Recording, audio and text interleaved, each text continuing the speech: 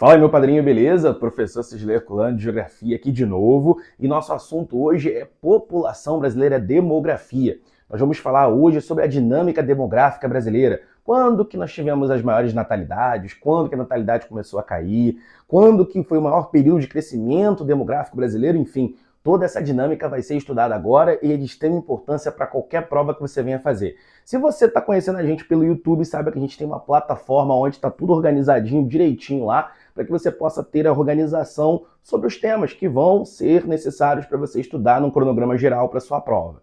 E caso você esteja vendo esse vídeo pela primeira vez, saiba que tem um vídeo anterior. E no vídeo anterior nós falamos sobre todos os conceitos demográficos e ajudamos a entender como que eles vão proceder dentro de uma análise demográfica. Sem mais enrolação, vamos falar sobre aqui a demografia brasileira. Bom, a gente falou na aula anterior que o Brasil está deixando de ser um país jovem, ok? Significa que o Brasil ele ingressou num período chamado transição demográfica.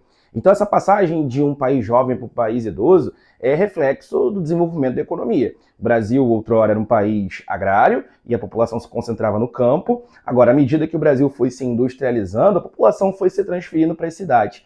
E dessa forma a gente vai ter uma dinâmica bem diferente na cidade do que a gente tinha quando a gente era um país rural.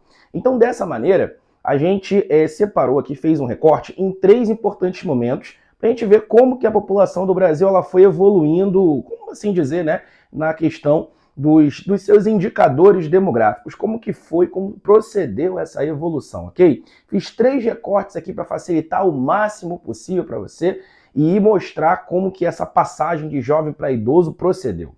E, claro, nós vamos abordar os processos importantes aqui e falar como que foi também até os fluxos migratórios brasileiros. Então vem aqui comigo, gente. Primeiro momento que a gente analisa é um período que vai de 1530 a 1930. Perceba aqui que eu tenho um longo período colonial, eu tenho todo o meu período imperial e eu tenho o início da República.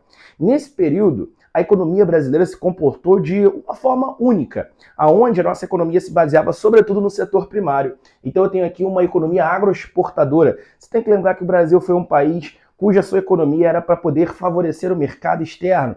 E nós, é claro, baseamos esse modelo econômico em exportação de produtos como pau-brasil, cana-de-açúcar, drogas do sertão, ouro, café, enfim, produtos agrários, produtos primários. Então, a nossa dinâmica econômica vai ter o espaço rural importantíssimo nesse longo período da história do Brasil.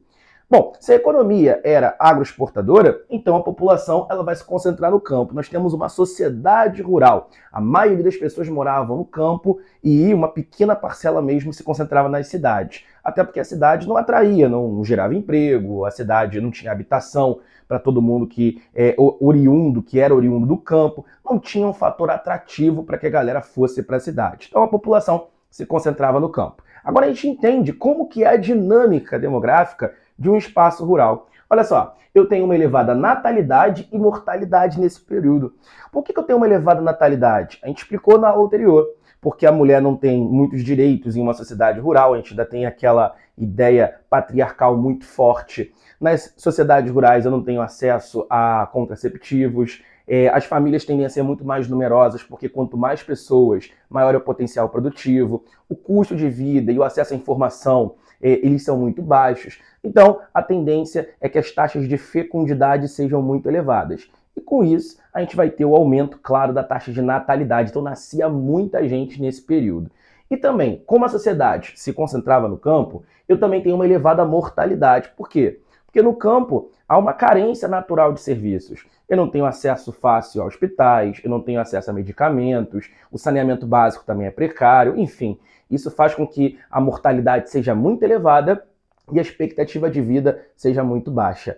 E aí eu chamo a atenção para você sobre aquela lei do sexagenário que foi feita no século XIX, que teve o apelido de gargalhada nacional.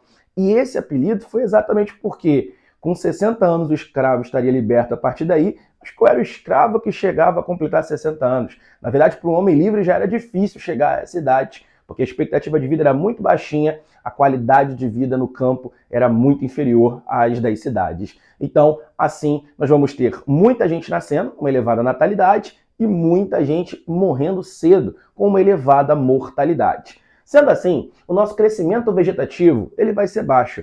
Crescimento vegetativo, você tem que lembrar, é a relação entre quem nasce e quem morre. Nascia muita gente, mas morria também muitas pessoas a cada ano. A gente, claro, vai ter as pessoas sempre vindo a óbitos em todas as sociedades, mas aqui a gente destaca que as pessoas morriam muito cedo, a expectativa de vida era baixinha. Então, à medida em que nascia muita gente, morria também muita gente. Nós percebemos muito isso nesse período em questão.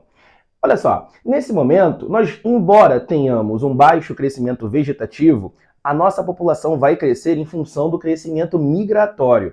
Crescimento migratório vai ser a relação entre a taxa de imigração, ou seja, a galera que entra, e a taxa de emigração, ou seja, a galera que sai. É a relação entre quem entra e quem sai de determinado espaço. Nesse período, a nossa taxa de crescimento migratório era muito positiva, até porque o Brasil, nesse momento, grande parte dele, foi uma colônia. Então recebeu muitas pessoas porque muitas pessoas vieram ocupar o nosso Brasil. Beleza. No século XIX, à medida em que a gente foi deixando de ser uma colônia e virou um império, também observamos grandes fluxos imigratórios.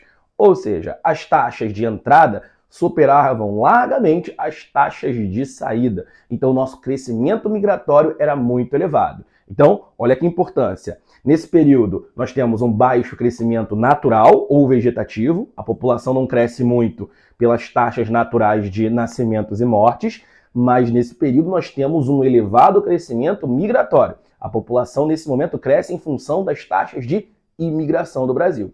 Destacamos aqui os principais grupos que entraram. Primeiro, no século XVI, a partir do século XVI, eu tenho muita entrada de portugueses e africanos. Destacamos o seguinte, que os portugueses, como colonizadores, vieram de uma maneira espontânea, eles quiseram estar aqui.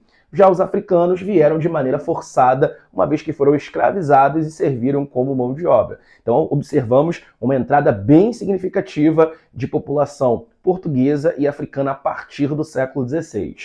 Já no século XIX, nós vamos ter outros grupos europeus, como os italianos, os espanhóis, os alemães, os eslavos. Vamos ter uma aula só para isso, a qual nós vamos falar os porquês que essa grande galera europeia chegou aqui no Brasil nesse período.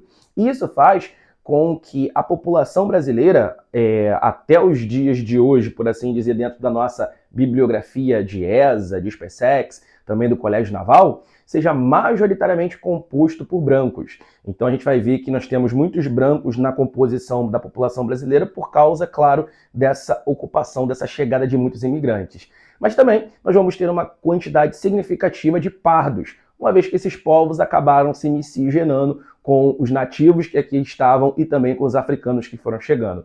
Então a nossa população mestiça, ela também é muito significativa, compondo a segunda parcela da população brasileira, ok? Então eu tenho um grande fluxo no século XIX de grupos europeus, então chegava muita gente nesse período. E a gente ainda vai destacar também a entrada de japoneses no iniciozinho do século XX, já na primeira década do século XX, começa a chegar japoneses aqui e também formam algumas colônias de povoamento em São Paulo e também no estado do Pará. Ok? Olha só, no período do século XIX houve um declínio da entrada de africanos, porque nós tivemos o contexto da Lei Eusébio de Queiroz, que proibia o tráfico internacional de escravos. Então, quando tivemos essa lei, houve um declínio bem significativo da parcela de africanos que iam entrando no Brasil. Claro que não parou totalmente, né? Tivemos entrada de maneira clandestina, mas houve um declínio bem significativo no fluxo imigratório de mão de obra escravizada aqui. Embora tenha diminuído a entrada de escravos, nós tivemos o aumento do tráfico interno de escravos, chamado de tráfico intraprovincial ou interprovincial. Então tivemos esse fluxo de escravizados diferenciando-se a partir desse período. De boa? Tá suave? Então a gente avança aqui, já vamos falar do nosso segundo momento, da segunda fase, que vai consolidar toda essa característica da população brasileira. Mas antes eu quero que você veja aqui a pirâmide etária que representa esse primeiro momento da dinâmica demográfica do Brasil. Perceba, como eu tenho uma elevada natalidade nesse período, perceba que a minha base ela vai ser mais larga, porque a base é representada pelos jovens, confere? Beleza. E como nesse momento eu tenho uma elevada mortalidade, você percebe aqui que o meu topo ele é mais estreito, porque quando eu tenho muita mortalidade, significa que não temos muitos idosos dentro da população. Então a base sendo mais larga e o topo sendo mais estreito, significa que o Brasil era um país jovem nesse período. Então é muito importante que você associe a característica do momento, da dinâmica demográfica, à pirâmide que vai representar exatamente essa estrutura etária, ok? Beleza? Ó, vem aqui comigo porque a gente vai falar da segunda fase, de 1940 a 1970. Perceba que são só 30 anos de diferença, mas houve uma grande transformação já na nossa dinâmica a partir desse período. Bom, a partir da década de 40 nós estamos vivendo a Era Vargas e todo aquele ufanismo por conta do processo de industrialização brasileiro, de uma mudança bem significativa no modelo econômico do Brasil a partir da Era Vargas. E o Vargas, como ele é um cara muito nacionalista, ele instaura a Lei de Cotas de Imigração em 1934. Com essa lei de cotas, Vargas buscava limitar a chegada de imigrantes aqui dentro do Brasil. Por quê? Como era um governo muito nacionalista, havia um forte sentimento de valorização do pessoal que estava aqui dentro. Mas o Vargas também tinha outras preocupações com essa lei de cotas. A ideia era que se não tivesse nenhum controle de imigrantes aqui, muitos deles poderiam se rebelar e, claro, fazer uma revolução que pudesse colocar o governo dele para fora do poder. E também, claro que quanto mais o Brasil se industrializava, mais poderia aumentar a taxa de desemprego se chegasse muita gente aqui de maneira desordenada. Então o Vargas instaura essa lei de cotas para poder controlar o número de imigrantes que chegaram aqui no Brasil.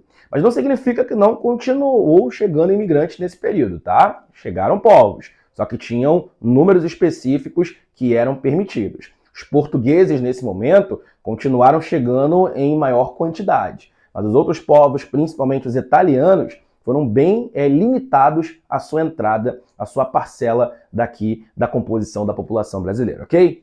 Belezinha, tranquilo. Com essa lei de cotas, nós temos uma redução bem significativa do nosso crescimento migratório, porque começa a chegar menos pessoas. Então, o crescimento da população por base na migração, ele vai dar uma diminuída bem significativa e isso vale a gente ressaltar. Ok, beleza. Nesse período, estamos vivendo o processo de industrialização, correto? E conforme a indústria vai chegando, a gente vai ter o crescimento das cidades, porque a cidade começa a se tornar atrativa. Se você ainda não viu a nossa aula de urbanização, você pode procurar aqui no YouTube. Com sorte, essa aula vai estar aqui numa playlist do YouTube, mas você também pode fazer contato com a nossa plataforma, ok? Mas vem aqui comigo. O êxodo rural faz com que haja uma transferência ou uma transição da população para as cidades. E a gente frisa aqui a ideia de que a população do Brasil começa também a ter uma transformação, deixando de ser uma sociedade rural e passando a ser uma sociedade urbana.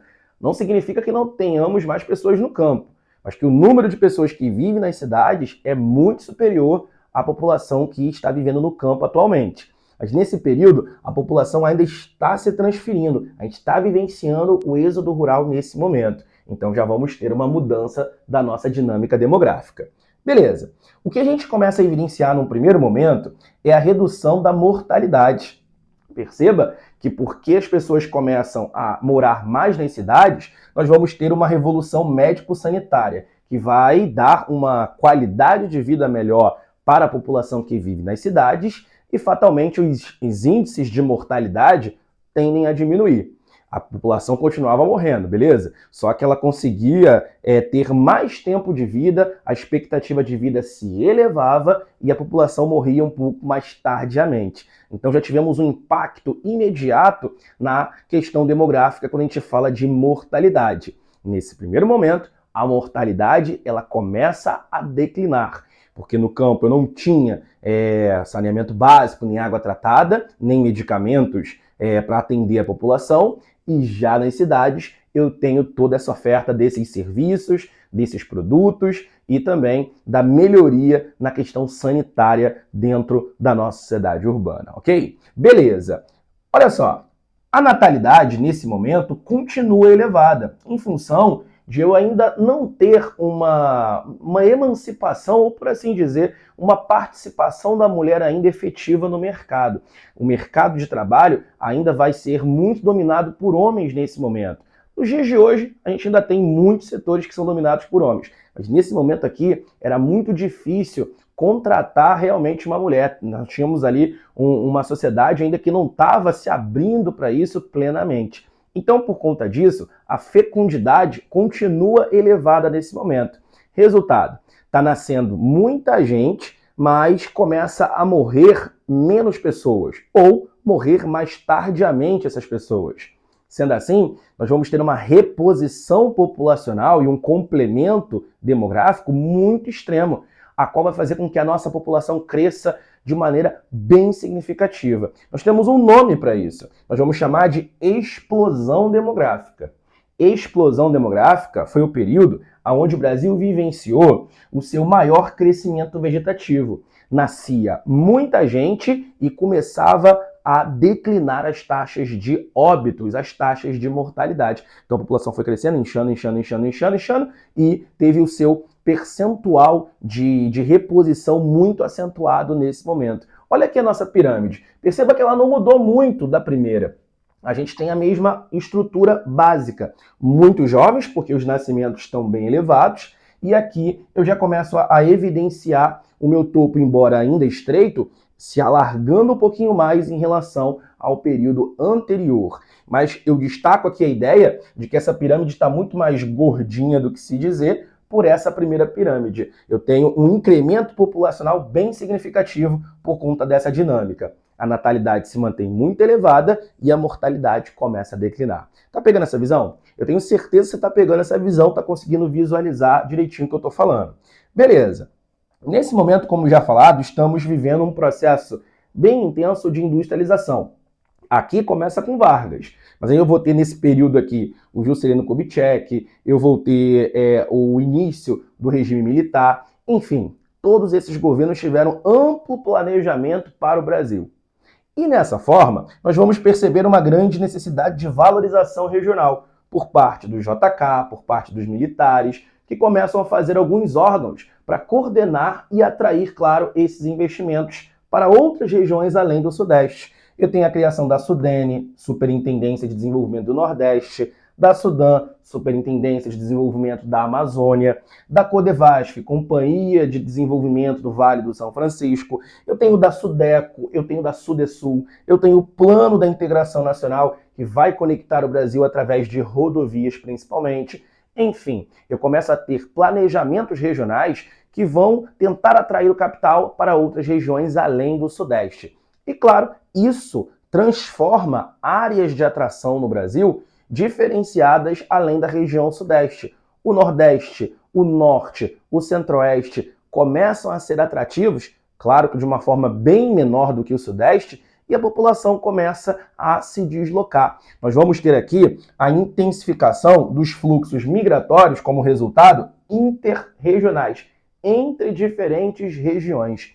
Ou seja, começa muita gente a buscar melhores condições de vida, trabalho, a partir, é claro, desse deslocamento. Eu destaco aqui para vocês, mas essa não é aula de migração, você vai ver essa aula de migração em um outro vídeo, eu destaco aqui para vocês áreas de atração. Como atração, eu tenho o Sudeste, porque é a região que mais cresceu no quesito indústria, no quesito serviços, então foi a região que mais atraiu pessoas, mas eu também destaco o Centro-Oeste, sobretudo por causa da construção de Brasília. Brasília vai ser o marco principal que vai fazer o Centro-Oeste começar a se conectar junto às demais regiões. Mas no Centro-Oeste também temos migrações sendo estimuladas por causa da mecanização do campo. Vai ter muitas terras que vão ser atrativas no Centro-Oeste, uma vez que o campo agora se moderniza e a possibilidade de produção em larga escala no Centro-Oeste começa a aumentar. Aí eu vou ter o desenvolvimento, por exemplo, da calagem, como uma forma de você corrigir a acidez do solo do Centro-Oeste, como você sabe, os solos do Cerrado, ok? Eu também tenho no Centro-Oeste muita migração de nordestinos, inclusive para ajudar na construção de Brasília, os chamados candangos, e a Amazônia também se torna uma área de atração, por alguns motivos. Um deles, a criação do polo industrial da Zona Franca de Manaus, um enclave industrial que vai estar sendo ligado à região do estado do Amazonas.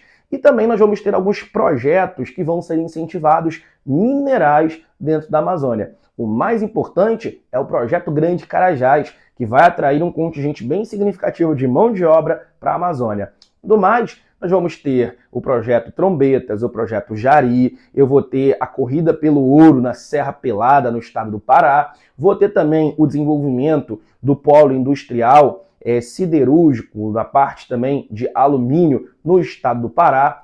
Enfim, gente, a Amazônia vai ser uma grande área de atração por conta disso, vai se conectar a outras regiões do país. Então os fluxos migratórios também vão se direcionar para a Amazônia.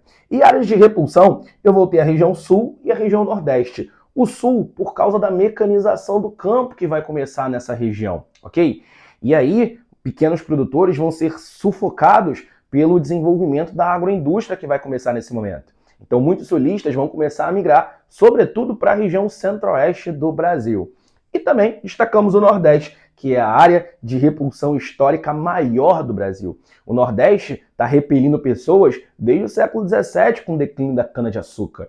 E como a gente teve muito pouco desenvolvimento sendo direcionado para essa região, junto também ao problema natural do semiárido nordestino, e a concentração de terras, muitas pessoas vão deixar a região Nordeste e vão migrar para praticamente todas as regiões do país. Então, nesse período, é o momento onde a gente tem os maiores fluxos migratórios interregionais, entre diferentes regiões do Brasil. Então, nós chegamos na nossa última fase, na nossa última análise. A nossa terceira fase começa nos anos 80 e vai prolongar-se até os dias atuais. Nós estamos vivendo esse comportamento a partir dessa época. Bom, destacamos que nos anos 80 o Brasil já é um país urbano. Na verdade, o Brasil deixa de ser rural no final da década de 60, ok? Então, na década de 80, a gente já entende que as pessoas elas vivem mais nas cidades do que no campo. A população já se transferiu do campo para a cidade. Muito embora a gente vai ter, agora que o Brasil se urbanizou, que a maioria está vivendo nas cidades, uma elevação no crescimento urbano, porque a população urbana continua crescendo cada vez mais. O êxodo rural vai continuar. Então, o aumento do contingente de pessoas nas cidades tende a sempre estar cada vez maior, cada vez mais intenso. Beleza. Nesse momento, nós já vamos perceber um declínio na nossa natalidade, beleza? Um declínio na natalidade. E esse declínio da natalidade se faz por conta da redução das taxas de fecundidade. Então, a partir desse momento, nós já vamos ter um declínio da natalidade. Professor, e a mortalidade? A mortalidade, ela continua caindo? Sim, continua caindo. Porque, vamos lá, como a gente tem, consequentemente, uma evolução na tecnologia, temos evolução na ciência, temos evolução na biotecnologia também, nós vamos ter o tratamento de doenças ele sendo muito mais eficaz, inclusive descobrindo algumas curas para doenças que até então não tinham cura ou não tinham tratamento. Então, por conta disso, a mortalidade ela só continua caindo desde a década de 1940. Mas o destaque aqui para esse momento é a redução da natalidade, representado pela redução da fecundidade. Por que a fecundidade caiu, você pode me perguntar. Temos aqui alguns fatores. A partir da década de 80, nós percebemos uma maior entrada da mulher no mercado de trabalho. Não que antes não tivesse mulher trabalhando, mas que agora, a partir dos anos 80, vai ser mais comum a mulher ingressar em diferentes setores. E a partir daí, a mulher ela deixa para poder procriar, ou por assim dizer, formar família mais tardiamente. É claro que você sabe que depende da mulher e do homem nesse quesito para poder formar família. Sendo que a gente sabe que a mulher é aquela que mais vai ser impactada quando nós temos a gestação. Então, dessa forma, para que ela não seja impactada e muitas das vezes não seja excluída de um trabalho, ela opta, ela decide por justamente tentar deixar esse processo de formação de família mais tardio. E quanto mais tardio você deixa esse processo de formação da família, de gestação principalmente, menor é a sua capacidade de fecundidade. Até porque quanto mais vai se aproximando dos 30, 40 anos, a mulher ela não tende a ter tantos filhos. Quando ela começa esse período lá nos 18 anos, 20 anos, o potencial de fertilidade é muito mais elevado. Então, por conta disso, por essa entrada da mulher no mercado de trabalho, a gente vai perceber uma redução na fecundidade nesse momento. E também nós vamos ter aqui maior acesso, maior adoção de métodos contraceptivos, como é o caso da pílula, da camisinha, da laqueadura de trompas, da vasectomia, enfim, todo tipo de método que vai impedir que você engravide outra pessoa.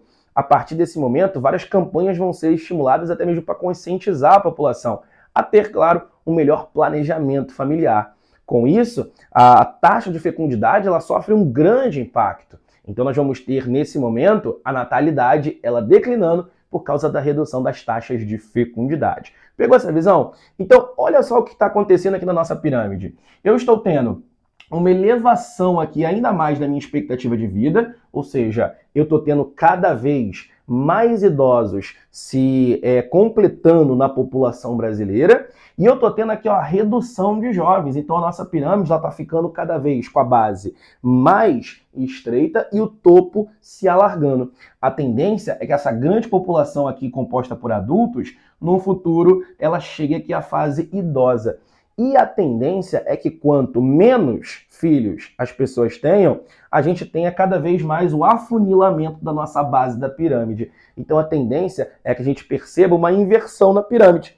Antes ela tinha a base larga e topo estreito, agora ela está caminhando para a gente observar um topo estreito e uma base larga. Pegou essa visão? Para ver se você pegou essa visão, põe uma questão na tela para a gente poder visualizar isso em forma de questão. Então a questão diz o seguinte: sobre a dinâmica demográfica brasileira, assinale a afirmativa correta. Letra A, o Brasil está deixando de ser um país jovem. Letra B, a participação relativa dos idosos vem declinando desde a década de 80. C, o crescimento vegetativo compreendido entre 40 e 70 não foi afetado pela redução da mortalidade. Letra D, a migração é um dos fatores de maior impacto na composição atual da estrutura etária do Brasil. E letra E, a taxa de mortalidade infantil equipara-se aos padrões do conjunto dos países desenvolvidos. Gente, nosso gabarito aí vai ser a letra A. O Brasil está deixando de ser um país jovem. Perceba? Se eu estou tendo a redução da natalidade, eu estou tendo a redução do número de jovens. Então, consequentemente, nós temos o Brasil ele deixando de ser jovem e caminhando para ser um país idoso. Nós estamos agora na fase de um país adulto. Vídeo da aula passada, a nossa PEA está elevada, mas nós estamos caminhando para ser um país idoso. Na letra B, não podemos ter o gabarito porque está dizendo que a participação relativa de idosos vem declinando. Na verdade, vem aumentando, correto? A partir da década de 1980. Letra C, o crescimento vegetativo compreendido entre 40 e 70 não foi afetado pela redução da mortalidade. Você viu que a partir de 40, pela população estar morando mais nas cidades, nós vamos ter, a partir daí, uma redução da mortalidade. Então, sim, foi afetado pela redução da mortalidade. A migração é um dos fatores de maior impacto na composição atual da estrutura etária do Brasil. Não, a gente viu que a lei de cotas limitou a chegada de imigrantes e, consequentemente a isso, nós vamos ter a redução do nosso crescimento migratório. E letra E, a mortalidade infantil equipara-se aos padrões dos conjuntos dos países desenvolvidos. Errado, porque claro que a gente sabe que nos países desenvolvidos nós temos maior qualidade de vida e por conta disso nós vamos ter a mortalidade infantil bem menor. Volta aqui comigo, você está me visualizando agora, deu para poder esboçar tudo que a gente falou nessa questão, né? Até mesmo para poder corrigir as alternativas que estão incorretas. Isso é fundamental na sua prova. Beleza, nesse momento nós temos fluxos emigratórios acontecendo. A partir de 80, muitas pessoas do Brasil começam a se direcionar para outros países. Nós temos aqui a década perdida a partir de 80. Temos um vídeo que explica a década perdida. Beleza, mas o principal é que outros países começam a necessitar de mão de obra. O Japão é um deles. E aí começa um deslocamento de brasileiros, ex-descendentes de japoneses, ex-descendentes não, descendentes de japoneses, eles começam a fazer esse fluxo de saída, esse fluxo emigratório. São os chamados decassegues, ok? Próxima aula de imigração nós vamos falar disso muito melhor. Migrações de retorno. Começam muitos nordestinos que vieram para a região sudeste, que foram para outras regiões do Brasil, a retornar para a região nordeste, porque ela começa a apresentar um grande crescimento a partir da década de 1980. Começa a muitas indústrias a serem atraídas para a região Nordeste, elevando assim os postos de trabalho. E claro que a globalização também eleva a possibilidade de serviços na região Nordeste, principalmente o turismo no litoral. Olha aqui, aumento da população idosa, ou PEI, população economicamente inativa, vai aumentar, uma vez que eu estou tendo uma elevação da minha expectativa de vida nesse momento, a partir da década de 1980. E eu começo a ter uma elevação dos fluxos intra-regionais dentro da mesma região. Isso ocorre porque estamos tendo uma desconcentração industrial. As indústrias começam a sair das grandes áreas metropolitanas e ir para áreas que são mais vantajosas economicamente, que estão, acima de tudo, concedendo incentivos fiscais, onde a mão de obra é mais barata, onde eu tenho menor presença sindical. Então começa a ter fluxos dentro de uma mesma região. O interior de São Paulo, o interior de Minas, o interior do Rio de Janeiro começa a ser muito mais atrativo a partir desse momento. E eu também tenho as migrações pendulares, que são aquelas que acontecem dentro de uma região metropolitana. Como nós tivemos o crescimento muito grande das periferias, a gente vai ter a população cada vez mais distante dos grandes postos de trabalho. E por conta disso, os fluxos diários de população de uma cidade para outra vai se intensificar, principalmente nas regiões metropolitanas. Então, para a gente terminar a nossa aula, cara, eu quero te mostrar esse gráfico, que esse gráfico esboça a nossa transição demográfica. Tudo que nós falamos está representado aqui. Então, se esse gráfico cair na sua prova, não tenha medo dele. Ele está simplesmente mostrando para você aquilo que está sendo narrado na aula desde o início. Olha só, no primeiro momento, que vai ser entre 1530 e 1930, desse momento aqui, nós vamos ter uma alta natalidade, está escrito no quadro, e uma alta mortalidade. Nosso crescimento vegetativo ele é baixo. Está tudo aqui no quadro, direitinho. Então nós temos aqui, até a década de 1940, o nosso crescimento vegetativo sendo baixo. Mas você lembra que o crescimento migratório ele é elevado.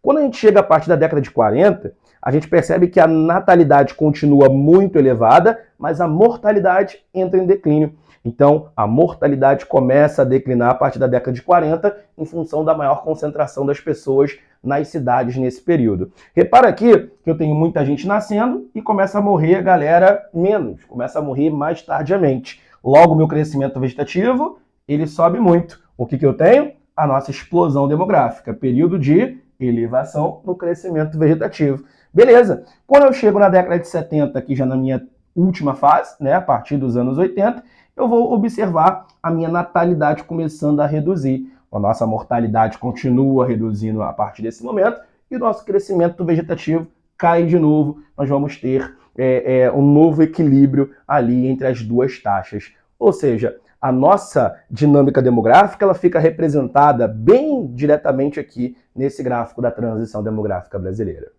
Bom, meus amigos, espero que você tenha entendido. Se você gostou, deixa o like nesse vídeo.